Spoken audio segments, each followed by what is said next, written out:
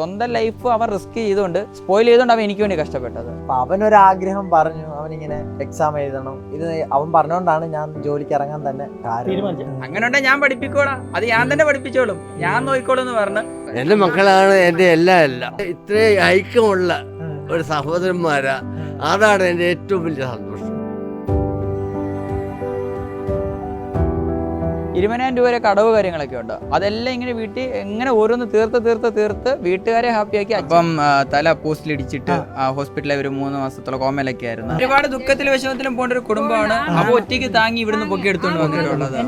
നല്ല പ്രായത്തിൽ തന്നെ കഷ്ടപ്പെട്ടാണ് ഞങ്ങള് ജീവിക്കുന്നത്. അത് പിന്നെ എത്ര പറഞ്ഞാലും അത് നമുക്ക് പറഞ്ഞറിയിക്കാൻ പറ്റത്തില്ല. ഹലോ, നമസ്കാരം. ABC മലയാളത്തിലേക്ക് എല്ലാവർക്കും സ്വാഗതം. അപ്പോൾ നമ്മളിന്നുള്ളത് കൊല്ലം ജില്ലയിലെ മാലൂർ എന്ന് പറഞ്ഞൊരു സ്ഥലത്താണ് ഇന്നുള്ളത്. അപ്പോൾ ഇന്ന് നമ്മൾ വന്നിരിക്കുന്നത് ഒരു അടിപൊളി 2 സഹോദരന്മാരെ പരിചയപ്പെടാനാണ്. സഹോദരന്മാർ പറഞ്ഞാൽ അന്യായ ബോണ്ടുള്ള സഹോദരന്മാർ. കാരണം എന്ന് വെച്ചാൽ ഇവരെക്കുറിച്ച് നമുക്ക് പറഞ്ഞാൽ മതിയാവില്ല, ഇവരെ നേരിട്ട് കാണണം.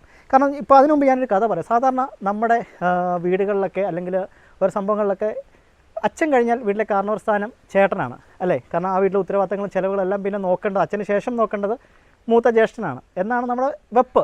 എന്നാൽ ഇവിടെ സ്ഥിതി നേരെ മറിച്ചാണ്. കാരണം അടിപൊളിയായിട്ട് പഠിക്കുന്ന ചേട്ടനിപ്പം നെറ്റ് UGC എക്സാമൊക്കെ പാസ്സായ ആളാണ്. ഇപ്പം അസിസ്റ്റൻറ്റ് പ്രൊഫസറായിട്ട് അദ്ദേഹം ചുമതലയേറ്റു. അപ്പോൾ അദ്ദേഹത്തെ പഠിപ്പിച്ചതും ഈ നിലയിലൊക്കെ എത്തിക്കുന്നതും അദ്ദേഹത്തിൻ്റെ അനിയനാണ്. വീട്ടിലെ ചിലവുകൾ നോക്കുന്നതും എല്ലാം കൂലിപ്പണിയെടുത്താണ്. അപ്പോൾ ആ ഒരു അനിയനെയും ചേട്ടനെയും പരിചയപ്പെടാൻ വേണ്ടിയാണ് നമ്മൾ ഇന്നിവിടെ എത്തിയിരിക്കുന്നത്. അഫ്രാരിസും സഫ്രാരിസും. അപ്പോൾ അവരുടെ വീടാണ് ബാക്കിൽ കാണുന്നത്. അപ്പോൾ അവർ അവിടെയുണ്ട്, നമുക്ക് അവരെ പരിചയപ്പെടാം. അങ്ങോട്ടേക്ക് പോവാം. അപ്പോൾ അവരെ നമുക്ക് വിളിക്കാം. അഫ്രാരിസ്, സഫ്രാരിസ്, കമോൺ. അവരുടെ വീടാണ്. അപ്പം ഇതാണ് സഫ്രാരിസ് ചേട്ടൻ അല്ലേ? ഇത് ചേട്ടനെ പഠിപ്പിക്കുന്ന അഫ്രാരിസ്. നമസ്കാരം. ഇതാ 2 പേരും ഉണ്ട്. സത്യം പറഞ്ഞാൽ അഭിമാനം കേട്ടോ, 2 പേരെ ഓർത്തിട്ട്. അപ്പോൾ ഞാനും കൂടെ നിങ്ങളുടെ കൂടെ വന്ന് നിന്ന് സംസാരിക്കട്ടെ. അപ്പോൾ ഇതാ എൻ്റെ 2 സൈഡിലും 2 മിടുമിടുക്കന്മാർ. കാരണം 2 പേരും മോശമല്ല കേട്ടോ. കാരണം അനിയൻ പഠിക്കാൻ ഇച്ചിരി മോശമാണെന്ന് പറഞ്ഞാലും അളിയൻ വേറെ സൈഡിൽ വൺ മിടുക്കനാണ്. കാരണം ഈ നിൽക്കുന്ന ഇപ്പോൾ ഒരു അസിസ്റ്റൻറ്റ് പ്രൊഫസറാണ് ഇപ്പോൾ നമ്മുടെ കൂടെ നിൽക്കുന്നത്. ഈ ഒരു പ്രൊഫസറാകാൻ കാരണം ആരാ? സഫ്രാരിസ്, അഫ്രാരിസ്. തിരിഞ്ഞു പോയോ? സഫ്രാരിസ് അല്ലേ? ഓ സോറി. അപ്പോൾ ഇതാണ് അഫ്രാരിസ്. എനിക്ക് ചെറുതായിട്ട് തെറ്റ് പറ്റും. അപ്പോൾ മോനെ സഫ്രാരിസേ, ഇങ്ങോട്ട് കയറി വാ. ഞാൻ ഈ ഒരു വീഡിയോയ്ക്ക് വേണ്ടി ഒരു 2-3 ആഴ്ചയായിട്ട് കഷ്ടപ്പെടും. കാരണം നമ്മുടെ അഫ്രാരിസിനെ കിട്ടാനില്ല. കാരണം അദ്ദേഹം പണിയായിട്ട് ജോലിയായിട്ട് അല്ല, ഉത്സവ കച്ചവടമായിട്ട് തമിഴ്നാട്ടിലായിരുന്നു. അപ്പോൾ അവിടുന്ന് ഇന്ന് രാവിലെ എത്തിയതേ ഉള്ളൂ. അത് ഉറക്കത്തിൻ്റെ ക്ഷീണമൊക്കെ ഉണ്ടല്ലോ, മുടിയൊക്കെ കണ്ടില്ല, ഇന്ന് നല്ല ക്ഷീണമായിരുന്നു. അപ്പം അദ്ദേഹത്തെ ഇന്ന് വന്ന് നോക്കി ഞങ്ങൾ കയ്യോടെ ഇന്ന് തന്നെ ഇങ്ങോട്ട് വന്നു. അപ്പം എന്തൊക്കെയാണ് സഫ്രാരിസ് വിശേഷങ്ങൾ? ഒരുപാട് സന്തോഷമുണ്ട്. ആദ്യം തന്നെ അത്ര എഫോർട്ട് ഇട്ട് നിങ്ങളെല്ലാം ഇവിടെ എത്തിച്ചേർന്നതിൽ തന്നെ ഒരുപാട് സന്തോഷം. ചേട്ടൻ മാത്രം പഠിച്ചാൽ പോരല്ലോ, അല്ലെ ജോലി വലിയ ഇത് മേടിച്ചാൽ പോരല്ലോ. കാരണം അനിയനോട് ഞങ്ങൾ ചോദിച്ചു, മോനെ നിനക്ക് പഠിക്കണ്ടേ എന്നൊക്കെ നമ്മൾ ചോദിച്ചപ്പോഴത്തേക്കും പറഞ്ഞ് എനിക്ക് എൻ്റെ ചേട്ടനെ ഇതൊന്നും പ്രൊഫസറൊന്നുമല്ല, കളക്ടറാക്കണം. കളക്ടറാക്കിയാലേ ഞാൻ എൻ്റെ ഈ ഒരു അറ്റംപ്റ്റ്, അതായത് ഈ പണികളൊക്കെ ഉപേക്ഷിച്ച് മറ്റതിലേക്ക് ഫോക്കസ് ചെയ്തോളൂ പറഞ്ഞല്ലേ?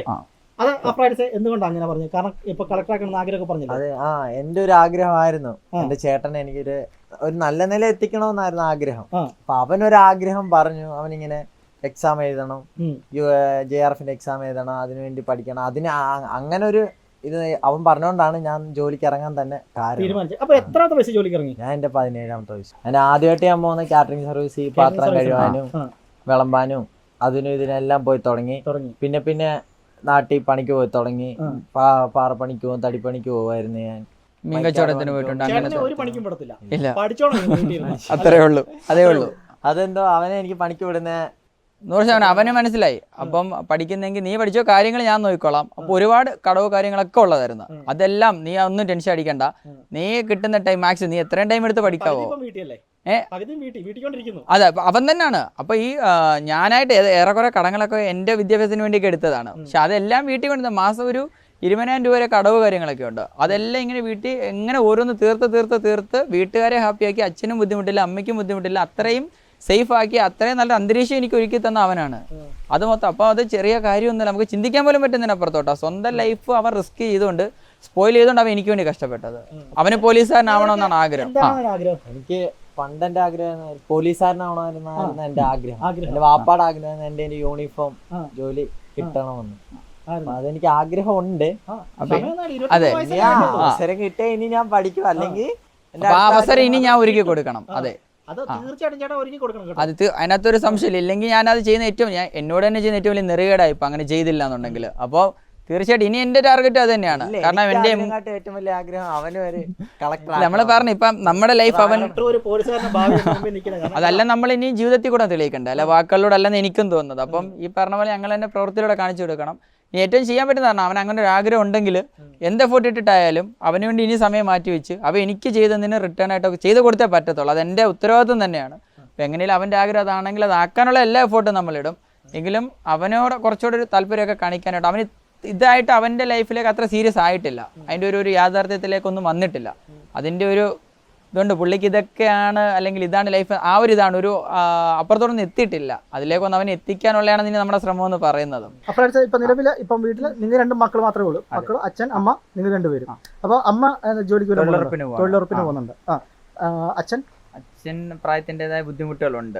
വല്ലപ്പോഴും വല്ലതും ആക്സിഡന്റ് അങ്ങനെ കൊണ്ട് പുള്ളിക്ക് അപ്പൊ ശാരീരികമായിട്ടുള്ള ബുദ്ധിമുട്ടുകളുണ്ട്. അപ്പം കാര്യങ്ങളെല്ലാം അവൻ തന്നെയാണ് നോക്കുന്നത്. അപ്പോൾ ഈ ചേട്ടന്റെ പഠനത്തിന് വേണ്ടിയാണോ അത് വീട്ടിലെ മൊത്തത്തെ സിറ്റുവേഷൻ കണ്ടിട്ടാണോ നീ ഒരു ഇതിലേക്ക് ഇറങ്ങി? ചേട്ടന്റെ പഠനത്തിനും എന്റെ വീട്ടിലെ അവസ്ഥയും കണ്ടുകൊണ്ടാണ് രണ്ടും അവൻ തന്നെ. ഞാൻ ജോലിക്ക് ഇറങ്ങാൻ, എന്റെ പഠിത്തം തന്നെ മാറ്റി വെച്ചിട്ട് ജോലിക്ക് ഇറങ്ങാൻ തന്നെ കാരണം. ഞാൻ ഇതെല്ലാം എന്റെ തലയിൽ ഇരിക്കേണ്ട ഉത്തരവാദിത്തങ്ങളാണ്. ശരിക്കും ഞാനാണ് ഇത് ചെയ്യേണ്ടിയിരുന്നത്, മൂത്ത മകനല്ലേ. അപ്പം അത് ഇവൻ ഏറ്റെടുത്തോണ്ടാണ് എനിക്ക് പഠിക്കാനും. അല്ല ശരിക്കും വരുമ്പോ ഇപ്പൊ നമ്മുടെ കൂടെ ഉള്ള ആൾക്കാരെല്ലാം വന്നപ്പം ചോദിച്ചു. കാരണം എന്ന് പറഞ്ഞാൽ ഇപ്പൊ ഇവരെ 2 പേരും കാണുവാണെങ്കിൽ സഫ്രാരിസ് അനിയനും അഫ്രാരിസ് ചേട്ടനും നല്ലതാണ്, നേരെ തിരിച്ചാണ്. അപ്പൊ എവിടെയെങ്കിലും ഇപ്പോൾ ഇവർക്ക് ഒരു നല്ലൊരു ജോലി, സഫ്രാരിസ് ആണെങ്കിൽ തന്നെയും ഇപ്പോൾ ഒരു പ്രൊഫസറാണ്, നല്ല ഏതെങ്കിലും കോളേജുകൾ, കാരണം ഇഷ്ടംപോലെ കോളേജിലുണ്ട്, കോളേജിലെ ആളുകളൊക്കെ ഈ വീഡിയോ കാണുന്നുണ്ടായിരിക്കും. ഒരു നല്ല അധ്യാപകനാണ്, നല്ല പഠിപ്പിക്കുക. കാരണം വെച്ചാൽ ട്യൂഷനൊക്കെ എടുക്കുന്നുണ്ട്. കാരണം ഇവിടെ ഇപ്പോൾ എല്ലാവർക്കും നല്ല അഭിപ്രായമാണ്. കൊമേഴ്സ് എന്ന് പറഞ്ഞാൽ അപ്പോൾ അവിടെ പഠിപ്പിക്കുന്നുണ്ട്. അതുപോലെ തന്നെ ഇപ്പം കച്ചവടത്തിന് പോകണം. ഇപ്പൊ ഒരു മീൻ കച്ചവടത്തിന് പോവാണ് അളിയൻ. ഇന്നലെ തമിഴ്നാട്ടിൽ നിന്ന് കോട്ടയത്ത് പോയിട്ട് രാവിലെ വന്ന ആളാണ്. ഇന്ന് രാവിലെ വന്ന് ഞങ്ങൾ എന്നിട്ട് ഇന്ന് പിടിച്ച് നിർത്തിയേക്കുവാണ്. ആകെ 1 മണിക്കൂറാണ് നമുക്ക് തന്നിരിക്കുന്നത്. ആ 1 മണിക്കൂർ, അതാണ് ഞാൻ ഇത്ര സ്പീഡിൽ കാര്യങ്ങൾ പറയുന്നത്. അപ്പോൾ ഇപ്പം തൊട്ടടുത്തുള്ള ഒരു കൂട്ടുകാരൻ്റെ മീൻകടയിലേക്ക് അവിടെ ഇപ്പോൾ സെയിലിന് പോകണം. അപ്പോൾ അതിനുവേണ്ടി റെഡിയായിട്ട് നിൽക്കുവാണ്. അതിനിടയ്ക്കാണ് നമ്മളിപ്പോൾ പിടിച്ചത്. അപ്പം അത്ര ആത്മാർത്ഥമുള്ള പയ്യനാണ്. അപ്പോൾ ഇത് കാണുന്ന ഏതെങ്കിലും ഒരു ബിസിനസ്സുകാർ, നല്ല ഓഫീസ് ആൾക്കാർ ഇത് കാണുന്നുണ്ടെങ്കിൽ നമ്മുടെ സഫ്രാരിസിന് നല്ലൊരു ജോലി കൊടുത്താൽ വലിയൊരു ഉപകാരമായിരിക്കും. കാരണം ഒത്തിരി സ്വപ്നങ്ങളുള്ളൊരു പയ്യനാണ്. ഇപ്പോൾ ജോലിക്ക് പോകുന്നുണ്ടെങ്കിലും അദ്ദേഹത്തിന് ഒത്തിരി സ്വപ്നങ്ങളും കാര്യങ്ങളൊക്കെ ഉണ്ട്. അപ്പം എന്തുകൊണ്ട് യോഗ്യനായിട്ടുള്ള ഒരാളാണ്, നമുക്ക് വിശ്വസിക്കാം. കാരണം എന്ന് വെച്ചാൽ ഇവിടെ വന്ന് സംസാരിച്ച ആൾക്കാരുടെ അഭിപ്രായം എല്ലാം കേട്ടിട്ട് 100% സത്യസന്ധതയോടെ നമ്മളിത് പറയുന്നതാണ്. അപ്പോൾ നമുക്ക് എന്തായാലും അച്ഛനെയും അമ്മയും കൂടെ ഒന്ന് പരിചയപ്പെടാം അല്ലേ, അവരെയും കൂടെ ഒന്ന് വിളിക്കാം. അപ്പോൾ ഇതാണ് നമ്മുടെ അഫ്രാരിസിൻ്റെയും സഫ്രാരിസിൻ്റെയും വാപ്പായും ഉമ്മായും. അപ്പോൾ ഉമ്മയുടെ പേര്? എൻ്റെ പേര് ഷീജ. വാപ്പയുടെ പേര് ഷാജി. അപ്പം നിങ്ങളുടെ മക്കളിപ്പോൾ ഭയങ്കര വൈറലാണ്. എല്ലാവരും നാട്ടിലെ ചർച്ചാ വിഷയമാണ്. കാരണം എന്ന് വെച്ചാൽ ഞങ്ങൾക്ക് ഇവിടെ വന്നപ്പോഴത്തേക്ക് ഇടയ്ക്ക് ഫോൺ ഞങ്ങളുടെ ഒന്ന് ഓഫായി പോയി. കാരണം ലൊക്കേഷൻ ഇട്ട് തന്നായിരുന്നു. അപ്പോഴത്തേക്കും ഓഫായി പോയപ്പോൾ ഇനി എന്ത് ചെയ്യുന്നു പറഞ്ഞപ്പോൾ ഞങ്ങളൊരു 5-6 കിലോമീറ്റർ അപ്പുറം തൊട്ട് ചോദിച്ചു വരുവാണ്. കാരണം എല്ലാവർക്കും ഈ വീട് അറിയാം. കാരണം അതുപോലെ വൈറലായിരുന്നു അല്ലേ. അപ്പോൾ എന്താണ് ഇപ്പം മക്കളിപ്പം നല്ല എഴുതി നിൽക്കുവാണ്. ഇപ്പം മൂത്ത മകനാണ്, നെറ്റൊക്കെ പാസ്സായി, ഫസ്റ്റ് അറ്റംപ്റ്റിൽ തന്നെ പാസ്സായി. അപ്പോൾ എന്താണ് മക്കളെക്കുറിച്ചുള്ള അഭിപ്രായം? മക്കളെക്കുറിച്ച് നല്ല അഭിപ്രായങ്ങളാണ്.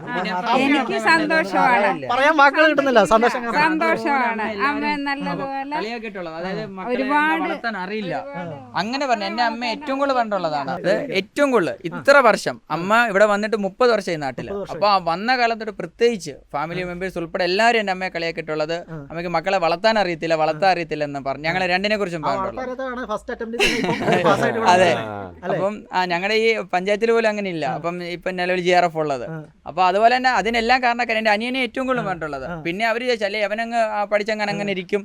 എന്നാ അതിനപ്പുറത്തോട്ട് 2 പേരെ അമ്മയച്ഛനും വളർത്തി വെച്ചത് ആ രീതിയിലാണെന്നുള്ളത് ഇപ്പോഴാണ് അവർക്ക് മനസ്സിലായത്. അപ്പൊ അതിനപ്പുറം ആ അമ്മ എന്താണ് ചെയ്യുന്നത്? കാരണം വളരെ റേറാണ്. ഇപ്പൊ സഹോദരന്മാർ തമ്മിൽ സ്വത്തിന് ഇതിനും വേണ്ടി അടിയും ഇതും കഞ്ചാവും കാര്യങ്ങളെല്ലാം നടക്കുമ്പോൾ ഇവിടെ നേരെ തിരിച്ചാണ്. കാരണം അതുപോലെ, കാരണം എനിക്ക് സത്യം പറയാം എനിക്ക് വാക്കുകൾ കിട്ടുന്നില്ല. കാരണം ഇവരുമായിട്ട് സംസാരിക്കുമ്പോഴത്തേക്കും അതുപോലെ, കാരണം അഭിമാനമാണ്. കാരണം എന്ന് വെച്ചാൽ നമ്മൾ കുറെ സഹോദരന്മാരും കാര്യങ്ങളെല്ലാം കാണുന്നതാണ്. കാരണം അവിടെ ഒന്നും കാണാത്തൊരു ബോണ്ടാണ് ഇവർ തമ്മിൽ. അപ്പോൾ ഉമ്മ കമന്റ് ബോക്സിൽ നേരത്തെ ഒരു വീഡിയോ വന്ന ഒരു കമന്റ് ബോക്സിൽ നമ്മൾ കണ്ടു ഒരു പെണ്ണ് വന്നാൽ തീരാവുന്ന പ്രശ്നങ്ങളൊക്കെ ഉള്ളൂ അല്ല എന്ന് പറഞ്ഞു. ആ ഒരു കമന്റിനോട് ഉമ്മയുടെ പ്രതികരണം അങ്ങനില്ല അങ്ങനെ മക്കള് പോകാൻ സാധ്യതയുണ്ടോ? ഇല്ലില്ല അങ്ങനെ ഞാൻ അതിനെ പറ്റി ചിന്തിച്ചിട്ട് അങ്ങനത്തെ ഒരു ഞാനത് എനിക്ക് ഓപ്പൺ ആയിട്ട് ഞാൻ അങ്ങനെ ഒരു പ്രശ്നം ഉണ്ടെങ്കിൽ എനിക്കൊരു പെണ്ണ് വേണ്ടെന്ന് തീരുമാനിക്കാൻ എനിക്ക് ബുദ്ധിമുട്ടൊന്നുമില്ല. കാരണം എന്റെ കഷ്ടപ്പാടിൽ കൂടെ എന്നത് ഇവരാണ്, അതിനപ്പുറത്തോട്ടല്ല ഇനി. കാരണം ഇനിയുള്ളവരെല്ലാം നേട്ടങ്ങള് കണ്ടിട്ടെത്തുന്നവരാണ്. അപ്പൊ ഈ കഷ്ടപ്പാടിൽ കൂടെ നിന്നവരെ തള്ളിപ്പറഞ്ഞിട്ട് എനിക്കെന്ത് ജീവിതമാണ്? അപ്പം എന്റെ കടപ്പാട് ഇവരോടല്ലേ. എന്റെ അമ്മയ്ക്ക് ഒരു തരി പൊന്ന് വാങ്ങിച്ചു കൊടുക്കാതെ ഞാൻ വേറെ ആർക്ക് എന്ത് മേടിച്ചു കൊടുത്തിട്ട് എന്ത് പ്രയോജനമാണ്? അപ്പൊ എനിക്കത് കഴിഞ്ഞിട്ടേ ഉള്ളു എന്തും. അപ്പം ഉപ്പ ചെറിയൊരു ആക്സിഡന്റ് ഒക്കെ അല്ലേ, ചെറിയൊരു എന്തായിരുന്നു പറ്റിയത്? ഹെഡ് ഇഞ്ചുറി പറ്റിയത്. അത് ബസ്സിൽ യാത്ര ചെയ്യുന്ന സമയത്ത് അപ്പം തല പോസ്റ്റിൽ ഇടിച്ചിട്ട് ഹോസ്പിറ്റലിൽ ഒരു 3 മാസത്തോളം കോമയിലൊക്കെ ആയിരുന്നു. അങ്ങനെ അപ്പം അല്ലെങ്കിൽ ഇവിടെ ഞങ്ങളെക്കാളൊക്കെ ആക്റ്റീവ് അച്ഛനാണ് ഞങ്ങൾ കേട്ടിട്ടുള്ളത്. അച്ഛനാണ്. കാരണം വെച്ചാൽ ഞങ്ങൾ ഇവിടെ വന്നപ്പോഴത്തേക്കും അദ്ദേഹത്തിന് ഈ ഒരു ആ ഒരു ഇൻസിഡന്റിന്റെ ഇതിൽ സംസാരിക്കാനൊക്കെ ചെറിയ ബുദ്ധിമുട്ടുണ്ട്. അദ്ദേഹത്തിന്റെ ശരീരപ്രകൃതിയിലൊക്കെ ഒരു ബുദ്ധിമുട്ടുണ്ട്. അപ്പം ഞങ്ങളെങ്ങാനും തെറ്റിദ്ധരിക്കുമോ? കാരണം എന്ന് വെച്ചാൽ അല്ലെ ഞങ്ങളെങ്ങനെ തെറ്റിദ്ധരിക്കുന്ന ഇതിലുണ്ട്. നമ്മുടെ അപ്രായം എന്ന് പറഞ്ഞു നിങ്ങൾ വിചാരിക്കുന്ന പോലൊന്നും ഇല്ല കേട്ടോ, അതൊരു ഇൻസിഡന്റ് പറ്റുന്ന. ഒരിക്കലും അങ്ങനെ വിചാരിക്കരുത്. നമ്മൾ ആരെയാ ബോധ്യപ്പെടുത്തുന്നത്? നാട്ടുകാരെങ്ങനെ പറയുന്നു, നാട്ടുകാരിങ്ങനെ പറയുന്നു, അതില്ല, നമുക്കറിയാമല്ലോ. ഉറക്കമുളച്ചിരിക്കുകയാണ്, രാത്രി ഉറക്കമില്ലാത്ത അതുപോലെ കച്ചവടമാണ്, ഉത്സവ കച്ചവടമാണ്. അപ്പൊ ആ ഒരു ക്ഷീണം ഇപ്പൊ തന്നെ കണ്ടില്ലേ. അപ്പൊ ഇന്നലെ തന്നെ അവിടുന്ന് കോട്ടയത്ത് പോയിട്ട് രാവിലെ വന്ന പുള്ളിയാണ്. അപ്പം വീണ്ടും അടുത്ത വർക്ക് അവനതൊരു വിഷയമല്ല. ഇരിക്കത്തില്ല. അതാ അപ്പൊ ഇവൻ എന്നിട്ട് പോലും ഇതാ വരുന്നതിന് മുമ്പ് തന്നെ നീ ഇങ്ങനെ നടന്നോ, അല്ലെ നിന്റെ അച്ഛനെ ഓർത്തിട്ട് എന്നൊന്നും ചെയ്യാത്ത, അല്ലെ ഞങ്ങൾ അങ്ങനെ ഇങ്ങനെയാണെന്നൊക്കെ അവനെ പറഞ്ഞ ആളുകളുണ്ട്. അപ്പൊ അതുകൊണ്ട് അവനെ വിഷമിപ്പിച്ചിട്ടുണ്ട്. പക്ഷെ ഇപ്പഴാണ് കുറച്ചുപേര് ഒഴിച്ചു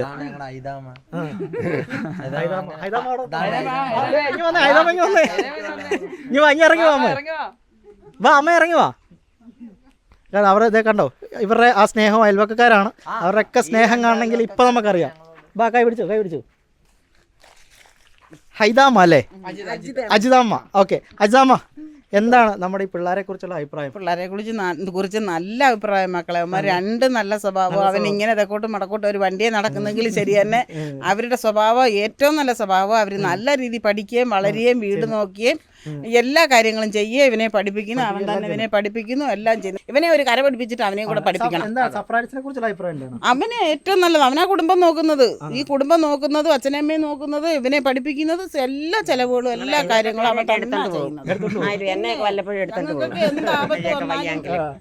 ആപത്ത് വന്നാലും എത്രയും പെട്ടെന്ന് ഓടി വരുന്ന കുഞ്ഞുങ്ങൾ. അവരെല്ലാവർക്കും എല്ലാ സഹായങ്ങളും ഉള്ള കുഞ്ഞുങ്ങൾ. എല്ലാം കൊണ്ടും അവർ നല്ലതാ. ഈശ്വരൻ അവരെ നല്ല രീതി ഇതിൽ നല്ലതാക്കി വരട്ടെ. അവർ നല്ല രീതി ജീവിക്കട്ടെ. ഞങ്ങൾക്കും അത് കാണുന്ന ഇഷ്ടം. 1-2 പേര് റിലേറ്റീവ്സ് ഒക്കെ പറയുമ്പോൾ നിന്റെ അച്ഛന് പൈസ ഉണ്ട്, നീ പോയി പഠിച്ചോ എന്ന് പറഞ്ഞത് കേട്ടോണ്ടാണ് അവൻ തീരുമാനം എടുത്തത്. അങ്ങനെ ഉണ്ടെങ്കിൽ ഞാൻ പഠിപ്പിക്കോളാം, അത് ഞാൻ തന്നെ പഠിപ്പിച്ചോളും, ഞാൻ നോക്കിക്കോളും എന്ന് പറഞ്ഞ്. കാരണം ഞങ്ങളെ ഇതുവരെ എന്നിട്ട് ഈ ഒരു സാഹചര്യത്തിൽ പോലും ഏറ്റവും നല്ല പോലെ ഈ നാട്ടില് കിട്ടാന്ന് വെച്ചാൽ ഏറ്റവും നല്ല ജീവിതം തന്നെ ഞങ്ങൾ അച്ഛനും അമ്മയും ഞങ്ങൾക്ക് തന്നിട്ടുള്ളത്. അതിനകത്ത് ഒരളവ് അവർ വരുത്തിയിട്ടില്ല. എങ്ങനെ സമ്പന്നരുടെ വീട്ടിൽ ജീവിക്കുന്നു അതുപോലെ ഒരു കുറവ് ഞങ്ങളെ അറിയിച്ചിട്ടില്ല എന്നുള്ളതാ. അപ്പൊ അവരെ ഏറ്റവും നല്ല തിരിച്ചു കൊടുക്കുക എന്നുള്ളതാണ് ഞങ്ങൾക്ക് രണ്ടിനും അത് തന്നെയാണ് ഞങ്ങൾക്ക് ഉത്തരവാദിത്വം. ഇതേ വേറെ ആരും സംസാരിക്കല്ലേ, അദ്ദേഹത്തിന് പറ്റുന്ന രീതി സംസാരിച്ചോട്ടെ, എല്ലാവർക്കും മനസ്സിലായി. എന്തോ പറയണ്ടേ, എന്റെ മക്കളാണ് എന്റെ എല്ലാം എന്റെ മക്കളാണ്. ഈ എനിക്ക് അങ്ങ് മരിച്ചു പോയാലും എനിക്ക് സന്തോഷമുണ്ട്. കാരണം എന്ന് പറഞ്ഞാൽ അവരായിക്കൊള്ളൂ എനിക്കല്ല ഉറച്ച വിശ്വാസമുണ്ട്. ദൈവം എനിക്ക് ആ വിശ്വാസം തന്നിട്ടുണ്ട്. അവർ ഉന്നതന്മാരാവുമെന്ന് എനിക്ക് നല്ല ഉറപ്പായി, ഹൃദയത്തിന് ഉറപ്പായി. ഏത് രീതിയാണ്, കാരണം ഐക്യത്തോടെ ഇത്രയും ഐക്യമുള്ള ഒരു സഹോദരന്മാരാ, അതാണ് എൻ്റെ ഏറ്റവും വലിയ സന്തോഷം. ഇതൊക്കെ ഇതിൻ്റെ ഇപ്പൊ ചെയ്യുന്ന ആ ഒരു ജോലിയുടെ അല്ലെങ്കിൽ ഇപ്പൊ ചെയ്യുന്ന ഒരു ഉത്തരവാദിത്തത്തിന്റെ മഹത്വം അല്ലെങ്കിൽ അത് എത്രത്തോളം വലിയ ഉത്തരവാദിത്തം എന്ന് ഇതുവരെ സർപ്രൈസിന് മനസ്സിലായിട്ടില്ല. അതാണ് അത് ഇങ്ങനെ നടക്കണം, വീട്ടിൽ സന്തോഷം, ഇത് മാത്രം, അത് മാത്രമേ ഉള്ളൂ, അതേ ഉള്ളൂ. അതിന്റെ അപ്പുറം ഒരു ജീവിതമുണ്ട്, അതിന്റെ അപ്പുറം ഇതുണ്ടെന്നുള്ളൊരു ഇതില്ല.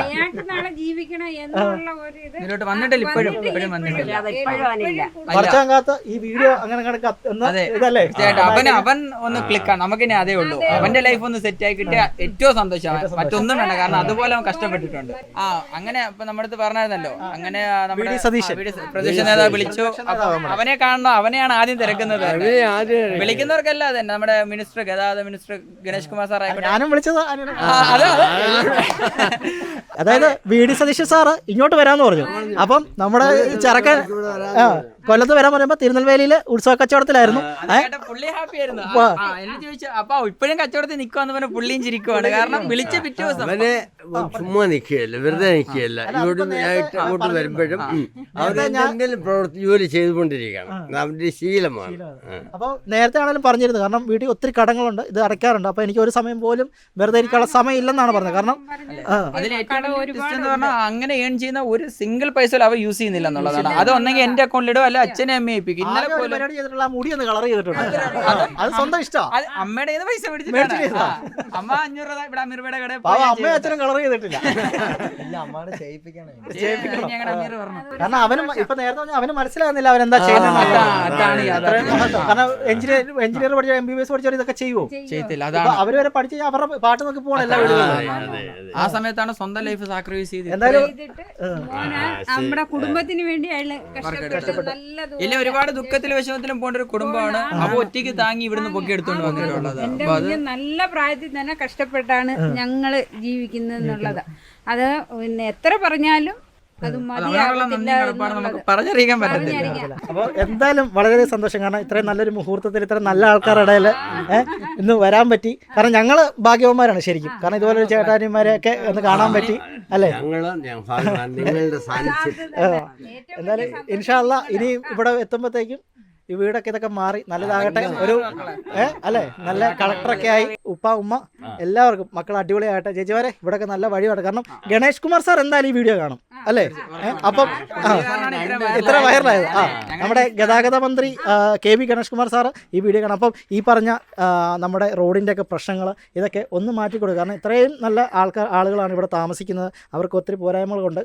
വീട്ടിൽ ചെന്ന് അപ്പൊ കണ്ടപ്പോ തന്നെ എന്റെ അടുത്ത് പറഞ്ഞു എന്ത് കാര്യത്തിനും ഫുള്ള് സപ്പോർട്ട്. അത് പറഞ്ഞു PA തന്നെ മനോജ് എന്ന് PA അങ്കിളിനെ ഏൽപ്പിച്ച് അങ്ങനെ അവരെ നമുക്ക് വേണ്ട എല്ലാ കാര്യങ്ങളും ചെയ്തു തരാൻ പൂർണ്ണ സപ്പോർട്ടാണ് അന്ന് തൊട്ട്. അത് ഒരിക്കലും ഒരു മിനിസ്റ്റർ എന്ന ലെവലൊന്നും അല്ല നമ്മൾ സംസാരിച്ചത് തന്നെ. ഏറ്റവും സാധാരണക്കാരൻ. ഞാൻ വിചാരിച്ചില്ല അങ്ങനെയൊക്കെ ആയിരിക്കും പെരുമാറ്റം. അത്ര സിമ്പിളായിട്ട് നിന്ന് എന്ത് വേണം ചെയ്തോ എന്ന് പറഞ്ഞ് രണ്ടാമത് PA ഏൽപ്പിച്ചിട്ടാണ് പുള്ളി തിരുവനന്തപുരത്തേക്ക് പോകുന്നത് തന്നെ. അത്ര സപ്പോർട്ടായിരുന്നു നമുക്ക്. അപ്പൊ എന്ത് സഹായം വേണം ചെയ്യാമെന്നാണ് പറഞ്ഞിട്ടുള്ളത്.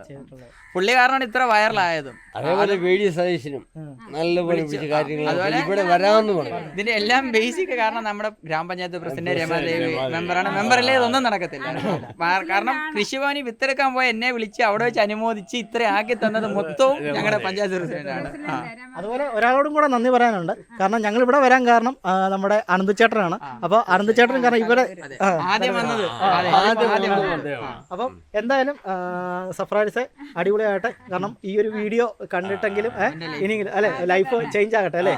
ലൈഫ് ചേഞ്ച് ആയി എല്ലാം മാറട്ടെ. അപ്പം നല്ലൊരു പ്രൊഫസറും കാര്യങ്ങളും ജില്ലാ കളക്ടറൊക്കെ ആയിട്ട് വരിക. അപ്പം എല്ലാവർക്കും എല്ലാവിധ ഇതാണ് ഞാൻ കളിക്കുന്ന ഗ്രൗണ്ട്. ഇതെല്ലാം നമ്മുടെ സ്വന്തം പയ്യന്മാരാണ്. അപ്പം അവർക്ക് ഇനി എന്ത് പറയുന്നത് നോക്കാം. പുള്ളി പഠിച്ചു നേടി. ഇപ്പോൾ ഞങ്ങളെ നയിക്കുന്നത് പുള്ളിയാണ് ഞങ്ങളെ പഠിപ്പിക്കുന്നത്. കളിക്കാൻ വരുന്നുണ്ട്. നല്ല ഫ്രണ്ട്ലിയാണ്. ഞങ്ങളുമായിട്ട് ഭയങ്കര ഫ്രണ്ട്ലിയാണ്. പിന്നെ ഞങ്ങളുടെ എല്ലാ കാര്യങ്ങൾക്കും ഞങ്ങളുടെ കൂടെ വയ്ക്കും. നല്ലൊരു ക്യാരക്ടറാണ് പുള്ളി. കാരണം നല്ലൊരു മനുഷ്യനാണ്. എന്നെ മാറ്റിയെടുത്തത് തന്നെ പുള്ളിയാണ്. കാരണം പുള്ളിയാണ് എന്നെ കളിക്കാനായാലും ഇൻട്രസ്റ്റ് ആക്കി തന്നതും ഇത്രയാക്കി എടുത്തത്. പുള്ളി എന്ന് പറയുന്ന ഒരു പ്രത്യേക വ്യക്തി തന്നെ. അപ്പം എല്ലാവരെയും കണ്ടു. നമുക്ക് ഒരുപാട് വേണ്ടപ്പെട്ടവരാണ് പ്രത്യേകിച്ച് കൂടെ നിൽക്കുന്നത്. ഇത് കൂടാതെ നമുക്ക് ഏറ്റവും കൂടുതൽ ഇന്ന് ഒരുപാട് വിഷമമുണ്ട്. ഇത്രയൊക്കെ ആളുകളെ പരിചയപ്പെടുത്താൻ പറ്റിയെങ്കിലും എൻ്റെ എല്ലാമായിട്ട് ഞങ്ങളുടെ കുറച്ച് ക്രിക്കറ്റ് കളിക്കുന്ന മാസ്റ്റേഴ്സ് ടീമിലെ എൻ്റെ അണ്ണന്മാരുണ്ട്. അപ്പോൾ അവരെയും ഞാൻ കൂടെ പങ്കെടുക്കാൻ പറ്റിയില്ല. അവർക്കും അതുപോലെ വിഷമമായി. ഇപ്പോൾ നിങ്ങൾ വരുന്നതെന്ന് അറിഞ്ഞിട്ട് വരാൻ പറ്റാഞ്ഞത്. ഞങ്ങളുടെ മഹേഷ് അണ്ണെ, രതീഷ് അണ്ണെ, രാജീവൻ എല്ലാവരും എനിക്ക് പേര് പറഞ്ഞാൽ തീരത്തില്ല. പക്ഷെ അവർക്ക് വലിയ ബുദ്ധിമുട്ടായിപ്പോയി വരാൻ പറ്റാതിരുന്നത്. അതിനകത്ത് ഞങ്ങൾക്കൊരു ഇത്ര സന്തോഷത്തിനിടയിൽ വലിയൊരു വിഷമം അവരെ പങ്കെടുക്കാൻ പറ്റാത്തതിലുണ്ട്. എല്ലാ സപ്പോർട്ടും ചെയ്ത് നിന്നിട്ടുള്ളവരാണ്.